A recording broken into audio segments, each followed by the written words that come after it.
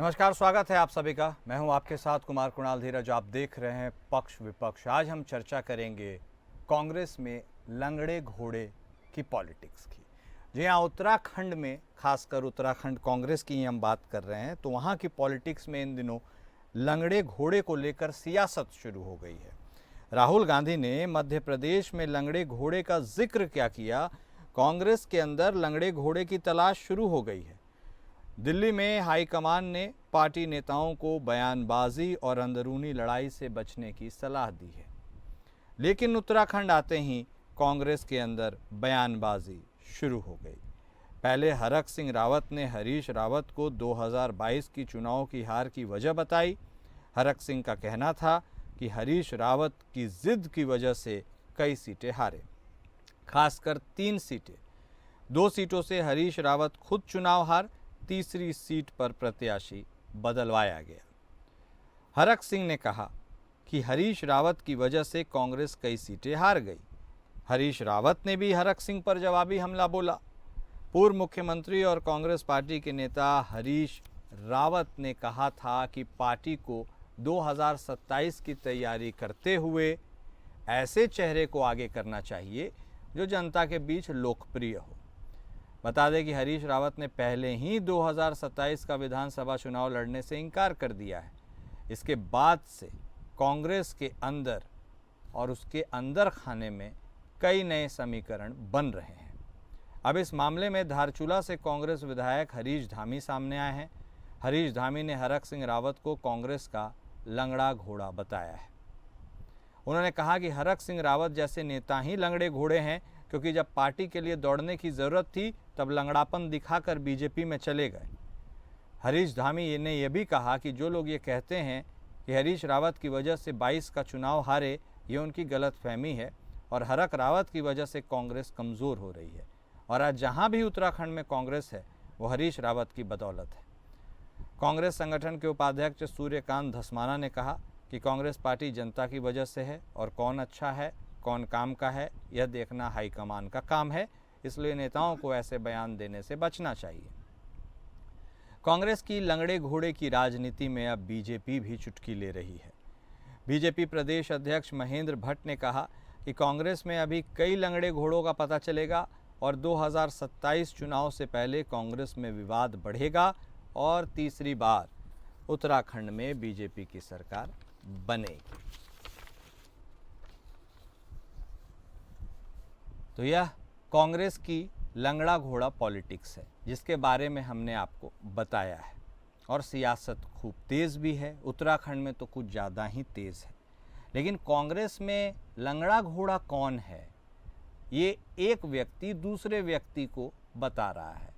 हरक सिंह रावत, हरीश रावत की अदावत की बातें तो चल ही रही थी। अब लोग न्यू एंट्रेंट्स भी अब इसमें कूद पड़े हैं और अपने अपने ओपिनियन देने में लग गए हैं। तो कुल मिलाकर देखा जाए तो उत्तराखंड कांग्रेस में जबरदस्त गुटबाजी है।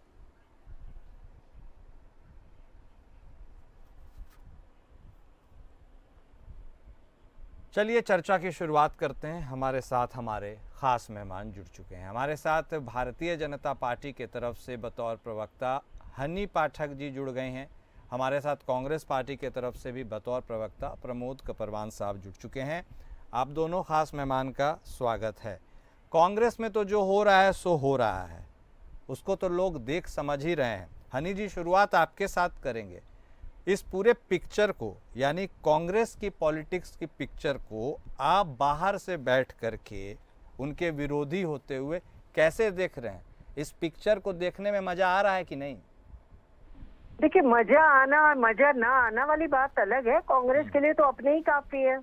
तो एक कहावत चली आई है ना, हम लोग बचपन से सुनते आए, कुणाल जी, हमें अपनों ने लूटा गैरों में कहा दम था, अपनी कश्ती वही डूबी जहां पानी कम था। तो जिस प्रकार से हरीश रावत जी काकड़, कफा, काफल, काकड़ी, तो ये तो वो का प्रचार कर रहे हैं और एकता का संदेश देना चाहते हैं। हरीश रावत वो प्लेसमेंट एजेंसी रहे हैं कांग्रेस की, जिन्होंने सिर्फ एजेंसी चलाई है कांग्रेस में। अपने बेटा, अपनी बेटी, अपना पोता, अपनी पोती, अपना बहन, मतलब इन सब को उनको कांग्रेस में कहाँ स्थापित करना है, उसके लिए उन्होंने रात दिन की मेहनत करी है। इनके बेटे को टिकट मिला नहीं, उससे पहले ही उन्होंने आते के साथ दिल्ली में बात करके आए और यहाँ पर जुलूस निकालना शुरू कर दिया। तो आला कमान क्या हुआ? हाँ। व्हाट इज मीन बाय आला कमान? आला कमान से अभी कोई सूचना जारी नहीं हुई और हरीश रावत जी ने अलग ही घोषणा कर दी कि मेरे टिकट को मेरा पुत्र को टिकट प्राप्त हो गया। तो ये अपना भला कर रहे हैं। और जो अभी न्याय यात्रा की रही बात, जिस प्रकार से देखिए ये मुद्दा जो आपका है हरीश रावत और हरक सिंह रावत पे केंद्रित है।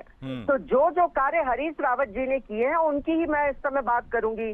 कप्रवाण जी भी मेरे से पूरी तरह से मन ही मन तो सहमत होंगे, लेकिन यह है कि अपने पार्टी के पद को देखते हुए ये निश्चित रूप से निष्ठावान कार्यकर्ता की भूमिका इस समय डिबेट में निभाएंगे।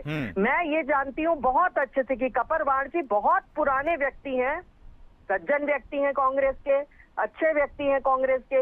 इनका दिल जानता होगा कि कितनों का हक हरीश रावत जी मार के बैठे हुए हैं। न्याय यात्रा करते मैं इनसे ये पूछना चाहती हूँ हरीश रावत जी से कि क्या वो जब न्याय यात्रा निकाले थे तो अपने कार्यकर्ताओं के लिए न्याय मांगा था उन्होंने गोलजी देवता मंदिर में कि मैंने अपने कार्यकर्ताओं के साथ जो अभद्र व्यवहार किया है, मैंने जो अपने कार्यकर्ताओं का हक छीना है, मैंने जो सिर्फ अपनी पार्टी को आगे, अपने बच्चों को आगे बढ़ाने के लिए पार्टी में कार्य किया, मैंने ये तक बोला है कि विभागों से खा लो भ्रष्टाचार, मैं आके बंद कर लूंगा।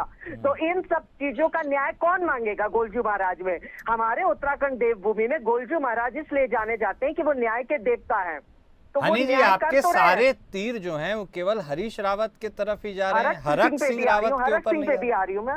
अरे पूरा जाऊंगी कुणाल जी, तब मैं आपकी डिबेट को छोड़ूंगी। मैं हरक सिंह रावत जी पर भी आ रही हूँ। हरक सिंह रावत जी की जहां तक बात करते हैं तो उनका जो मुद्दा है ना, आज का नहीं, जैनी प्रकरण से लेकर यहाँ तक का जो उनका कार्यकाल चला है और जिनसे घोटाले में वो लिप्त नजर आए हैं और जिस प्रकार से उनकी कांग्रेस में एंट्री के लिए वो खुद ब खुद बोलते चले आ रहे कि हरीश रावत जी ने अभी तक मुझको माफ नहीं किया, तो उससे ये पता चलता है साफ तौर पे कि इनकी अंदरूनी जो कला है वो जनता साफ देख रही है।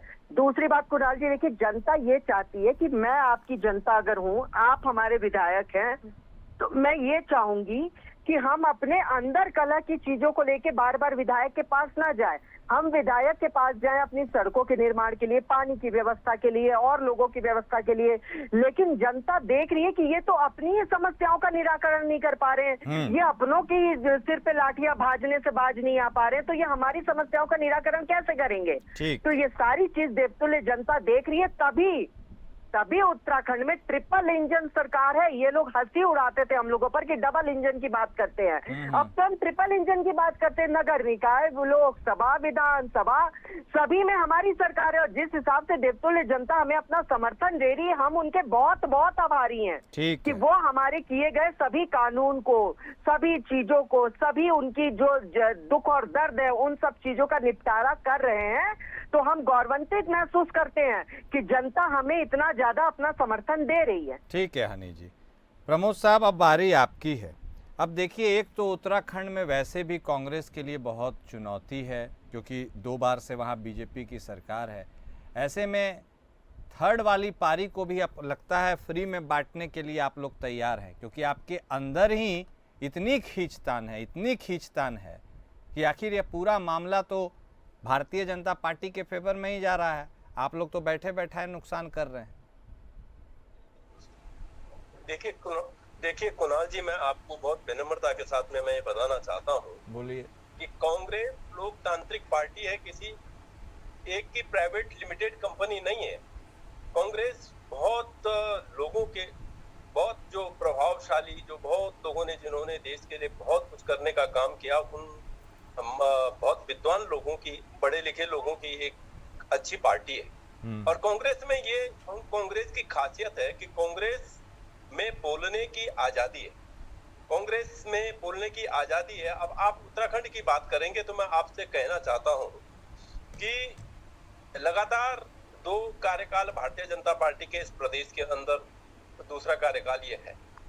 पिछला कार्यकाल ये चोरी का कार्यकाल है। ये पिछला जो कार्यकाल था, ये इन्होंने एक बड़ा झूठ का आडंबर इस प्रदेश के अंदर बनाया कि हरीश रावत जी जुमे की छुट्टी कर देंगे, हरीश रावत जी जो है यहाँ मुस्लिम विश्वविद्यालय बना देंगे।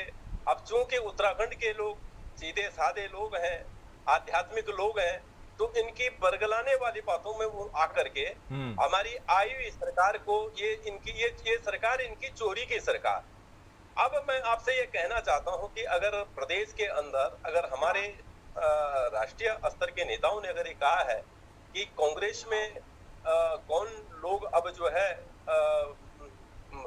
पार्टी को आगे बढ़ा सकते हैं और कौन लोग जो है जो जिनके नेतृत्व में पार्टी हार रही है, तो ये पार्टी का अपना विश्लेषण है, हमारे केंद्रीय नेतृत्व का अपना विश्लेषण है कि वो किसको इस समय जो है पार्टी, क्योंकि हमें 2027 का जो चुनाव है वो चुनाव हमें जीतना है, प्रदेश में जीतना है। तो निश्चित रूप में देखिए, मैं आपको बताना चाहता हूं कि हरीश रावत इस प्रदेश के बड़े नेता हैं, और मैं तो आपको कहूं कि बड़े प्रदेश के ही नहीं बल्कि अभी तो देश के नेता हैं। और हरीश सिंह रावत भी लगातार आपने देखा कि इस बार चुनाव भले वो लड़े नहीं, लेकिन हरीश सिंह रावत भी हमारे इस प्रदेश के बड़े नेता हैं। ठीक है, 2017 में उन्होंने जो है उनके नेतृत्व में जो हुआ उसको अगर छोड़ दिया जाए तो कांग्रेस, जब वो विधानमंडल दल के नेता के रूप में उन्होंने काम किया तो कांग्रेस उनके नेतृत्व में भी मजबूत हुई है। तो मैं आपको ये बताना चाहता हूं कि ठीक है, अंदर की गंदगी को बाहर निकाल करके यदि एक दूसरे के खिलाफ उन्होंने कह दिया, लेकिन मुझे विश्वास है पार्टी एकजुट एक मुस्त होकर के 2027 का चुनाव लड़ने के लिए तैयार है। पार्टी जमीनी स्तर पर पार्टी आप देख रहे हैं लगातार जिस तरह से भ्रष्टाचार को लेकर के, जिस तरह से जो है भारतीय जनता पार्टी की जो कुकर्म है उनको खोलने के लिए जिस तरह से सड़क पर उतरी हुई है, वो उत्तराखंड के लोग देख रहे हैं। उत्तराखंड के लोग देख रहे हैं कि भारतीय जनता पार्टी की सरकार मात्र अच्छे भाषणों की सरकार है, ये जो है राज्य के हित में काम कर नहीं सकती। ये ऐसी सरकार है, बताओ, जिनके पास इतना भारी भरकम बहुमत हो, लेकिन इनका मंत्रिमंडल अब इस समय आप ये लगाओ 3 साल पूरे हो गए, मंत्रिमंडल इनका बन नहीं पाया। जितने मंत्री हैं वो भी कांग्रेस गोत्र के ही हैं। तो मैं आपसे यही कहना चाहता हूं कि भारतीय जनता पार्टी के लोगों को कांग्रेस की चिंता नहीं करनी चाहिए, बल्कि वो पहले अपने मंत्रिमंडल का विस्तार करवाएं। धामी जी को कहें ठीक है कि भाई जो है कम से कम और जो अपने मंत्रिमंडल का विस्तार करें। यदि इनके पास योग्य लोग नहीं है तो कुछ लोग अभी हमारे यहाँ से जो गए हुए हैं उन्हीं को जो है आगे कर दें अगर इन पे। ठीक है प्रमोद साहब, तो अब योग्यता क्या है, किसके लिए क्या है, कौन कैसे विस्तार करता है कैबिनेट का, वो सब तो देखने वाली बात होगी, लेकिन अभी बात तो आप ही की हो रही है। रुख हनी जी का करेंगे। हनी जी, लेकिन आपको भी क्यों इतना इंटरेस्टिंग लग रहा है कांग्रेस की पॉलिटिक्स? आप छोड़िए, आपको तो जनता ने सत्ता के शीर्ष पर बैठाया ही है आप, और जो बातें हाईलाइट की है प्रमोद साहब ने आपके कैबिनेट विस्तार के बारे में और अन्य चीज़ों को लेकर, उन चीज़ों पर केंद्रित रहिए, वो भी तो आपके तरफ से तो बाकी ही है ना वो करना। कुणाल जी, एपीएन चैनल एक काफी लोकप्रिय चैनल के हिसाब से जाना जाता है, और मैंने तो ये डिबेट के लिए कहा नहीं कि ये मुद्दा रखना है, आपने हमें बिठाया एज ए गेस्ट, तो ये मैंने नहीं लॉन्च करी है आज की डिबेट। ये आपके चैनल के एपीएन चैनल कोई मुद्दा ऐसे तो उठाता नहीं है, कुछ ऐसी बात होती है, कुछ राज्य में ऐसी चीजें होती है जिसको लेकर एपीएन चैनल मुद्दा उठाता है।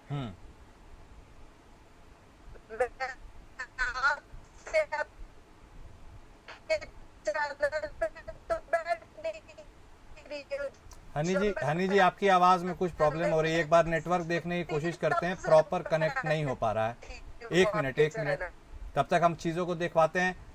प्रमोद साहब, एक बार आपका रुख करते हैं जब तक हम उनके नेटवर्क कनेक्शन को देख रहे हैं। आपने कहा कि आपकी पार्टी के अंदर आंतरिक लोकतंत्र है, लेकिन इस लोकतंत्र के सहारे अनुशासनहीनता को भी जगह दी जाएगी क्या? क्योंकि बहुत सारी चीज होती है सीनियरिटी के लिहाज से, वो सारी चीजों को कैसे इग्नोर कीजिएगा? लोकतंत्र के नाम पे कोई कुछ भी कहे, ये कैसे चलेगा? एक बार हनी जी की दिखवा लीजिएगा ऑडियो नेटवर्क को लेकर। बातों का जवाब देती हूँ। जहाँ तक कैबिनेट विस्तार का बात, कैबिनेट विस्तार, अच्छा अब आ रही है उनकी आवाज। ठीक है, बोलिए हनी जी, आप कंप्लीट कीजिए। अब आएगी आवाज, एक मिनट। अब की जो ये चर्चा कर रहे हैं, ये चर्चा नगर निकाय चुनाव से पहले भी ये लोग कर रहे थे लेकिन उसके बावजूद क्योंकि जनता को कोई फर्क नहीं पड़ रहा है कैबिनेट विस्तार होने और ना होने से, उनके कार्य हो रहे हैं, समय पर हो रहे हैं, उनकी सुनवाई हर जगह हो रही है। 1064 जो हमारी हेल्पलाइन है, जिसके तहत माननीय मुख्यमंत्री जी 24 आवर्स में उसका पूरा निरीक्षण करते हैं, लोगों से वार्तालाप करते हैं और ये तक पूछते हैं कि आपकी समस्या का निराकरण हुआ कि नहीं हुआ। तो ये सारी चीजें जनता देख रही है, समझ रही है और उन चीजों का निराकरण हो रहा है। इसीलिए जनता हमें अपना आशीर्वाद दे रही है। अब ये हरीश रावत जी की बात कर रहे थे कि हरीश रावत जी स्वयं चुनाव कभी नहीं लड़े इस बीच, तो मैं ये बताना चाहूंगी लाल कुआं चुनाव शायद ये भूल गए, जिसमें वो 1.5 से 2.25 लाख वोटों से हारे हैं और एक जगह तो वो काफी भारी बहुमत से हारे हैं, जीते हैं नहीं, हारे हैं। तो ये सारी चीजों को इनको ध्यान में रखना चाहिए। कपर भारती इतने सीनियर प्रवक्ता होने के बावजूद, एक इतने सीनियर नेता होने के बावजूद उनको नहीं पता कि माननीय हरीश रावत जी कितने चुनावों पे हारे हैं, कितने वोटों में हारे हैं। तो ये सारी चीजों की जानकारी उनको लेकर चलनी चाहिए और वी आर नॉट इंटरेस्टेड, हम बिल्कुल इंटरेस्टेड नहीं है कि आपके वहां पर पार्टी में क्या चल रहा है क्या नहीं चल रहा है, क्योंकि हम पूरी तरीके से माइंड सेट है हमारा कि डायनासोर की प्रजाति की तरह आपकी कांग्रेस पार्टी भी पूरी तरह से लुप्त होने के कगार पर है। और उसका सबसे बेहतरीन एग्जाम्पल आपने देखा होगा दिल्ली चुनाव। दिल्ली चुनाव में ये लोगों ने 0 लाया, 0 सीट इनकी रही, जो ये जाहिर करती है कि देवतुल्य जनता पूरी तरीके से कांग्रेस पार्टी को नकार चुकी है। इनके कोई भी घोटाले से लेकर कोई भी जो काले अध्याय इनके चले आए हैं उनसे पूरी तरीके से वाकिफ हो चुकी है और अब इन पर दाव नहीं खेलना चाहती है। हम इमरजेंसी का कार्यकाल नहीं भूले हैं, हम सांसद भवन पर हमला नहीं भूले हैं, हमने वो दिन भी देखा है जहां पर बस और ट्रेन में जब सफर करो तो ये कहा जाता था कि पहले सीट के नीचे चेक कर लो कहीं बंद ना रखा हो। तो हम ये सारी चीजों को देख चुके हैं और समझ चुके हैं, तब कांग्रेस पार्टी भी इन चीजों को देखते हुए पूरी तरीके से समझ चुकी है कि अब जनता हमें नहीं अपनाएगी। ठीक है, तो ये सारी बातें हैं कुणाल जी। ठीक है, ओके। प्रमोद जी, वही सवाल जो मैंने आपसे कहा था उसी का जवाब दे दीजिए। लोकतंत्र के नाम पर अनुशासनहीनता भी क्या स्वीकार की जाएगी? यदि कुछ अदावत है भी तो सब कुछ सार्वजनिक करना इतना जरूरी है क्या लोकतंत्र के नाम पर? निश्चित रूप में आपकी बात से मैं सहमत हूँ। लेकिन यदि अगर कोई जिले स्तर का कार्यकर्ता, प्रदेश स्तर का कार्यकर्ता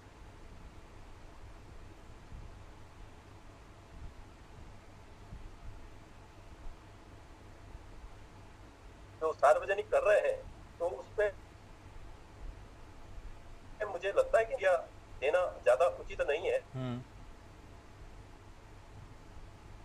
ये वो खुद भी जान हुआ क्या नुकसान हुआ और पार्टी का जो फायदा पहले हुआ तो वो उन्हीं लोगों के कारण हुआ। ऐसा नहीं है कि उनके कारण नुकसान ही हुआ।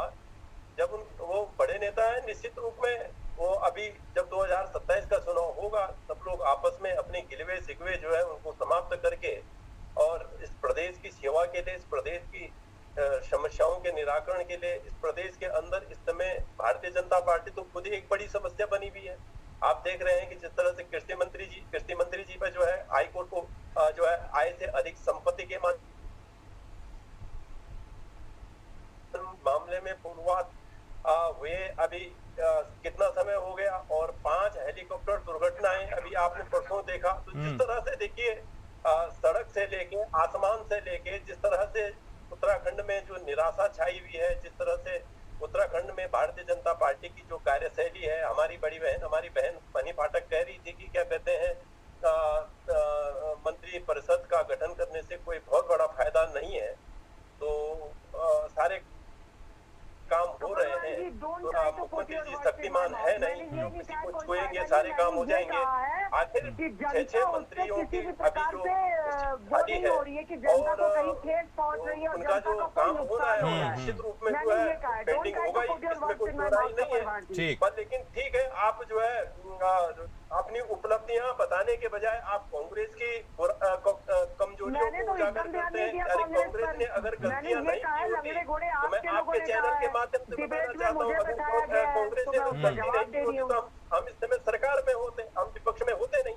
तो कांग्रेस की गलतियों की सजा जनता कांग्रेस को दे चुकी है। और मैं आपसे ये भारतीय जनता पार्टी क्योंकि सरकार में है और सरकार में है तो हम सरकार से सवाल पूछने का काम कर रहे हैं, क्योंकि हम इस प्रदेश के प्रमुख विपक्षी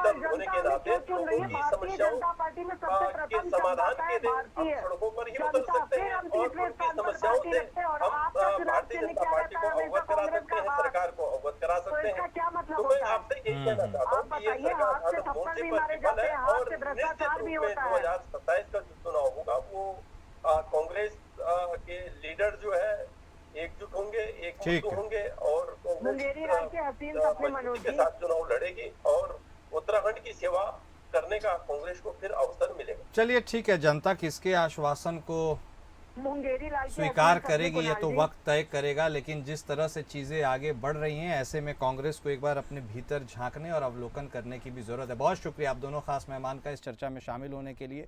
लंगड़ा घोड़ा की पॉलिटिक्स बहुत तेज़ हो चली है उत्तराखंड में। अब देखना दिलचस्प होगा कि कैसे क्या आलाकमान हस्तक्षेप करके चीज़ों को फिर से ठीक करेगा या फिर यह लड़ाई और ज़्यादा बड़ी होती चली जाएगी। पक्ष विपक्ष में आज बस इतना ही। नमस्कार।